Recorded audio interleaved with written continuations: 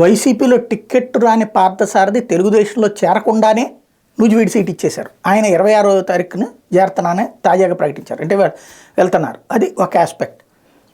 రెండోది వచ్చేటప్పటికి సీటు రానటువంటి బాలశౌరి జనసేనకి వెళ్ళి చేరారు.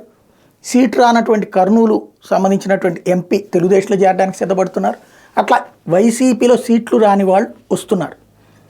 సీటు ఇచ్చినా కూడా వైసీపీని వదిలేస్తున్నటువంటి ఆయన వేమిరెడ్డి. సీటు ఇవ్వను అనటం వలన తెలుగుదేశంలోకి వస్తున్నటువంటి ఆయన మాగుంట శ్రీనివాసరెడ్డి. వేమిరెడ్డి మాత్రం సీట్ ఇచ్చినా తన మాట పార్టీ వినలేదు కాబట్టి తద్వారా తను తెలుగుదేశం పార్టీ తరపున పోటీ చేసి జగన్కి తన సత్తా ఏంటో చూపెట్టాలనుకుంటున్నారు. అది ప్రస్తుతం జరుగుతున్నటువంటి వ్యవహారం. ఇప్పుడు ఇక ఈలోపుగా కార్యకర్తలని కుటుంబాల వారీగా వైసీపీ నుండి తెలుగుదేశంలోకి చేర్చుకునేటటువంటి కసరత్తుని మరొక వైపున తెలుగుదేశం పార్టీ సిన్సియర్గా చేస్తుంది.